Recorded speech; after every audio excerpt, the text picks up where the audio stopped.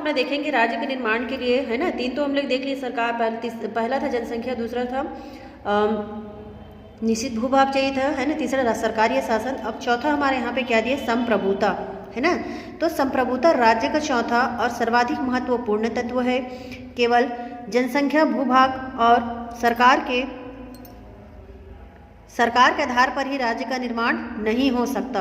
किसी निश्चित भूभाग में रहने वाले सरकार संपन्न मानव समुदाय को भी तब तक राज्य नहीं कहा जा सकता जब तक वह आंतरिक एवं बाह्य समस्याओं के समाधान और तत्संबंधी नीति निर्धारित करने के लिए स्वतंत्र न हो। इस प्रकार संप्रभुता ही वह तत्व है जो राज्य को क्या करता है, अन्य मानव समुदायों से श्रेष्ठता प्रदान करता है। गैटिल ने कहा है कि संप्रभुता ही क्या है, राज्य का वह लक्षण है जो उसे क्या करता है, अन्य समुदायों से अलग करता है। इसी विचार का प्रतिपादन करते हुए प्रोफेसर लास्की ने भी लिखा है कि संप्रभुता के कारण ही राज्य अन्य मानव समुदायों से सर्वोपरि एवं विशिष्ट होता है। अतः संप्रभुता को राज्य का प्राण भी कह दिया जाए तो कोई अतिशयोक्ति न, कोई आश्चर्य की बात यहाँ पे नहीं होगी। बोलिए अतिशयोक्ति मतलब आश्चर्य, ठीक है। संप्रभुता का अर्थ है सर्वोच्च सत्ता, है ना। संप्रभुता का सिंपल अर्थ है यहाँ पे बताया जा रहा है कि संप्रभुता का अर्थ क्या है, सर्वोच्च सत्ता, सबसे श्रेष्ठ सत्ता, है ना। ड्यूवी ने के शब्दों में क्या है कि संप्रभुता राज्य की आज्ञा देने वाली शक्ति है, क्योंकि संप्रभुता केवल राज्यों में ही निवास करती है ना। क्या है, संप्रभुता केवल राज्य में ही निवास करती है। अतः राज्य बाह्य एवं आंतरिक दोनों ही रूपों में सर्वोच्च एवं सर्वशक्तिमान है। इस प्रकार संप्रभुता राज्य को आंतरिक और बाह्य दोनों ही मामलों में क्या करती है, सर्वोच्चता एवं स्वतंत्रता प्रदान करती है। संप्रभुता के आंतरिक रूप में राज्य को अपने नागरिकों को कानून पालन के लिए बाध्य करने और अन्य समुदायों को नियंत्रित करने के लिए क्या है, सर्वोच्च नियंत्रित एवं अमर्यादित कानूनी अधिकार प्राप्त होते हैं, है ना। यहाँ पे क्या करें, समुदाय को नियंत्रित करने के लिए अनियंत्रित, है ना, किसी में नियंत्रित नहीं होता, अमर्यादित मतलब किसी भी मर्यादा का यहाँ पे अधिकार प्राप्त होते हैं, है ना। और इसी प्रकार क्या है, संप्रभुता के बाह्य रूप में राज्य किसी भी प्रकार के बाह्य नियंत्रण मतलब बाहरी नियंत्रण से क्या होता है, पूर्णतः स्वतंत्र है ना। मतलब उसमें कोई भी बाधा नहीं है, मतलब उस तरह उसको कुछ भी करने के यहाँ पे क्या है, स्वतंत्रता प्राप्त है। अतः अन्य देशों के साथ संधि, समझौते तथा अंतर्राष्ट्रीय संबंधों तथा अपनी विदेश नीति का निर्धारण व पालन स्वेच्छा से करता है, किसी के दबाव के कारण नहीं। यदि किसी राज्य के ऊपर कोई अन्य राज्य नियंत्रण रखकर, है ना, यदि किसी राज्य के ऊपर कोई अन्य राज्य नियंत्रण रखकर उसकी शक्ति को सीमित करता है तथा उसके आंतरिक मामलों में हस्तक्षेप करने का अधिकार प्राप्त कर लेता है और किसी न किसी रूप में उस पर शासन करता है, तो नियंत्रित या शासित राज्य आधुनिक अर्थों में राज्य नहीं है। उदाहरण, स्वतंत्रता प्राप्ति सन 1947 से पूर्व भारत की अपनी जनता थी, उसका एक निश्चित भूभाग भी था, है ना, परंतु इन तत्वों के होते हुए भी वह राज्य नहीं था, क्योंकि वह स्वयं संप्रभुता संपन्न नहीं था तथा ब्रिटिश सरकार के अधीन ब्रिटिश साम्राज्य का एक अंग मात्र था। यहाँ एक बात विशेष रूप में उल्लेखनीय है कि यदि कोई राज्य स्वेच्छा से अपने ऊपर किसी प्रकार से क्या प्रतिबंध स्वीकार कर लेता है ना, तो उसकी स्वतंत्रता किसी भी प्रकार सीमित नहीं होती है ना। प्रयुक्त विवेचन के आधार पर यह स्पष्ट हो जाता है कि जनसंख्या, निश्चित भूभाग, सरकार और शासन, संप्रभुता राज्य के क्या है, बहुत ही ज़्यादा आवश्यक तत्व हैं। इनमें से किसी एक के भी अभाव में राज्य का अस्तित्व क्या है, असंभव है ना।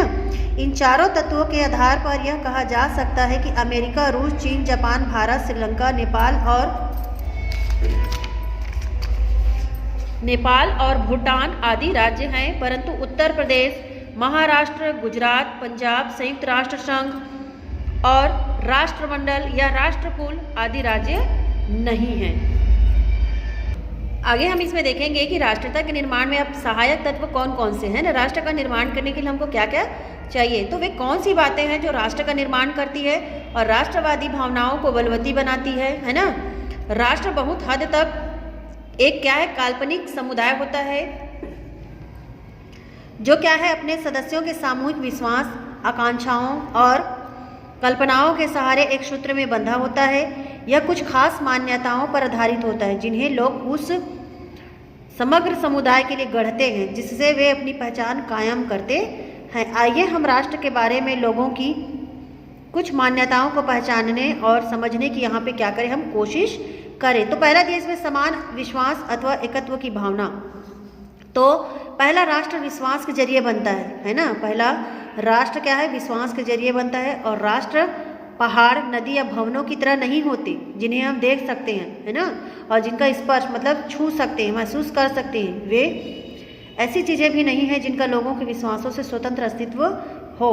किसी समाज के लोगों को राष्ट्र की संज्ञा देना उनके शारीरिक विशेषताओं या आचरण पर टिप्पणी करना नहीं है।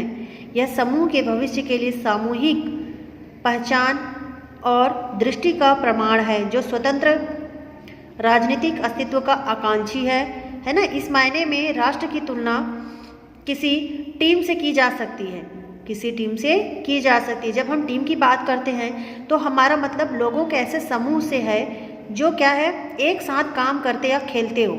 और इससे भी ज़्यादा जरूरी कि वे स्वयं को एकीकृत समूह मानते हो।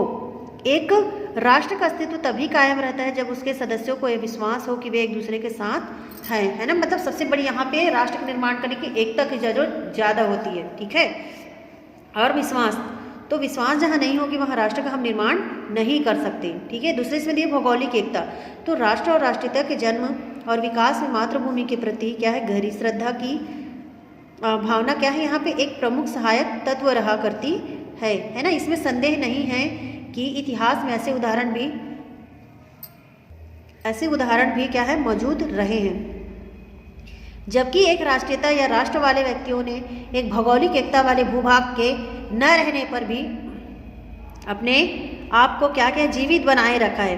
पर ऐसे व्यक्ति समूह ने क्या किया है, अपनी मातृभूमि को प्राप्त करने के प्रयत्न भी बराबर जारी रखे हैं।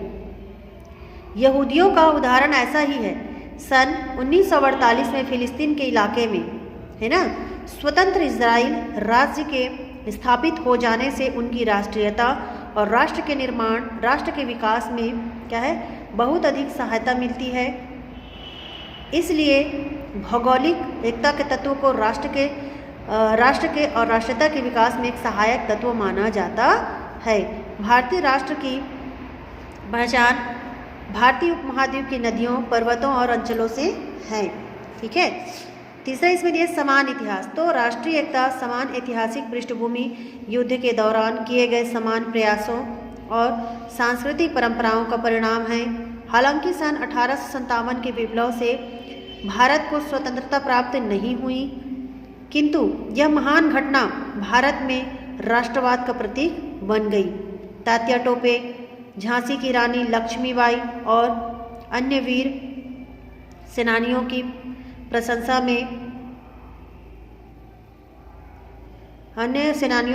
में गाए जाने वाले गीत जो लोकगीत भी बन गए, है ना। अभी भी भारतीय जनमानस को उनके वीरतापूर्ण कार्यों की याद दिलाते रहते हैं। झांसी की रानी लक्ष्मीबाई भारत की जॉन ऑफ आर्क बन गई हैं, है ना। जॉन ऑफ आर्क को फ्रांस की राष्ट्रीयता का जन्मदाता कहा जाता है। यह याद करके कि फ्रेडरिक महान उनके देश का रहने वाला था, है ना। और जर्मनों के मन में राष्ट्रीयता की जो भावना उत्पन्न होती है, वैसी ही भावना अंग्रेजों के मन में नेल्सन और भारतीयों के मन में तिलक और महात्मा गांधी को याद करके उत्पन्न होती है। चौथा इसमें सांस्कृतिक एकता। तो किसी भी देश की संस्कृति भिन्न भिन्न धर्मों, परंपराओं और प्रभावों का परिणाम होती है। वंश, धर्म और भाषाओं की भिन्नताओं के बावजूद राष्ट्रवादी विचारधारा के लोगों की सोच में एक आधारभूत एकता रहती है ना। भारत में भाषा और साहित्य के क्षेत्र में सामूहिक प्रयासों से बौद्धिक एकता का निर्माण हुआ है। कर्नाटक में रहने वाली सभी समुदायों की भाषा क्या है, कन्नड़ है।